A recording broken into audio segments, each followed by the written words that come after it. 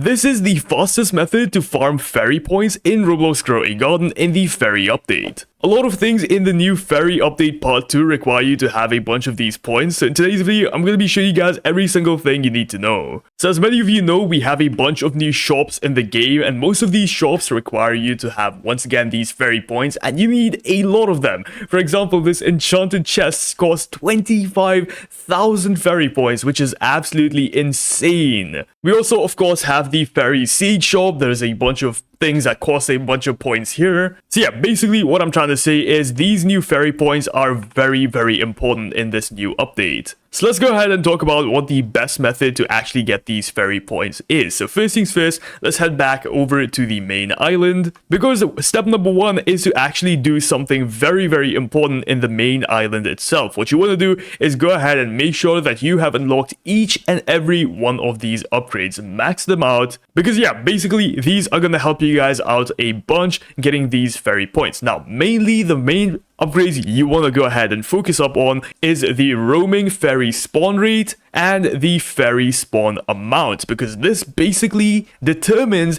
how many of these fairy points you can get. You can also go ahead and upgrade the fairy event duration timer, but honestly guys, I don't think it's going to make a difference for you guys to actually get these points. Now, moving on, there is 2 ways you can currently get a bunch of fairy points in Grow a Garden. The first method is probably the easier method if you want to call it that, but simply go ahead and enter the fairy world or even just the regular world, and as you guys can see in the fairy world or the regular world, we are going to get a bunch of these wandering fairies. So these guys will give you guys money every single time you click E on them, so you're going to get 100 fairy points every single time you click E on them. And yeah, that does not sound like a lot, because honestly guys, it is not a lot of money. As you guys can see, these fairies don't really spawn that much. There isn't really that many of them to actually make using this method any worthwhile. So yeah, this method is pretty bad if you honestly ask me. If I'm not wrong, by the way, there is fairies that spawn up on these parkour platforms too. So if you go up here, cross this bridge right here. Oh, by the way, you can also go ahead and claim these little fairy orbs to get fairy points inside, once again, of the fairy world. So yeah, go ahead and claim these fairy orbs, these parkour orbs, and as you guys can see, I got 500 fairy points for actually claiming them. And yeah, there is a lot of these fairy points scattered around, so make sure you guys go ahead and claim them. You can also get like different rewards like mutation sprays, but yeah, this is honestly a good way to get a bunch of fairy points. But it's not the best way, because yeah, once again, you have to keep walking around, and the payoff you get honestly is not that great. Because as I mentioned before, you're gonna get maybe 100, 500 fairy points at a time, so yeah, not the best, but honestly, it's okay. Oh, we got some fairy nets too, pretty nice. But yeah, you can't simply just keep on running around here. You can keep claiming these if you guys have the time, but of course, we only get 10 minutes inside of the fairy world, so yeah, this method, honestly, not that great. You can do it in your spare time or something when you are at your PC. But the best way to actually get fairy points in Grow a Garden right now is to go back to the overworld. So let's go ahead and head back here. Once again, make sure that you have all of your upgrades completed. For this, you are gonna need it. Make sure you have all of these maxed out, guys. It's gonna help you guys out a lot. But of course, this also requires you to have fairy points. So if you guys don't have enough fairy points to actually max these out, don't worry, I'll show you guys the best method to actually do this right now. So we are going to be using this guy right over here, the fountain power, or the fountain guy right here, whatever this event is called. So most of you have probably already completed this event like multiple times, and as you guys know, you get a bunch of fairy points for actually completing this. For those who for some reason do not know how this works, basically guys, you have to go here, get the fruit that it is requesting. So for example, a tomato. And yeah, you basically want to go ahead and offer it whatever fruit it is asking. And there you go. I'm going to make a wish now, and I actually got 1,000 fairy points for doing that. For just level 1, guys, I got 1,000 fairy points, which actually is not bad at all. Once again, if you go ahead and do this again, now it's asking for a daffodil, so I got to go back to my garden, get myself a bunch of daffodils. Once again, these plants do need the glimmering mutation, so keep that in mind. As you guys can see, once again, we got a bunch of fairy points, and you can actually get fairy points as a reward from this thing too. If your main goal is to get fairy points, I recommend you select that. But yeah, these quests honestly are not that difficult, and most of these plants requested by the fountain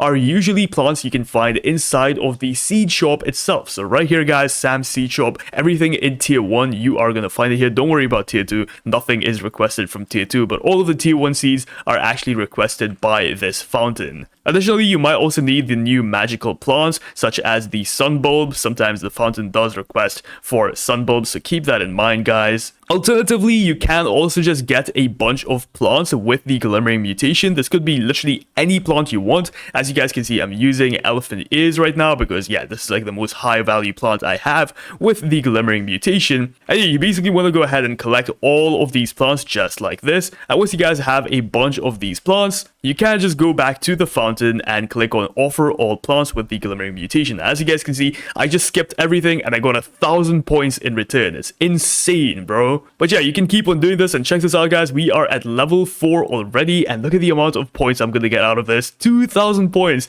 at once, bro. It's insane. And there you go, boys and girls. I think I should be done with the quest. Yep, there you go guys, we have completed all the way to level 5. And ooh, we got an Aurora Vine. I don't need that though, I'm gonna get this. And yeah, there you go. Now you just gotta go ahead, reset this, and do it all over again. By all means guys, this is not the fastest method ever, but honestly, there is no better way, at least one that I could find, of getting these fairy points. They are quite difficult to get. I really hope they maybe like make these prices a little bit cheaper. Because to me, man, 25,000 shekels for one enchanted chest is absolutely diabolically insanely priced. God, the amount of adjectives I just used to describe that is crazy. And yeah, this is honestly crazy how expensive some of these things are. Once again, I don't even know the prices of some of the seeds that we have in the new shop here. Like, I have no idea how much the Untold Bell or even the Pixie Fern actually costs. And I bet they cost a lot of money. So I really hope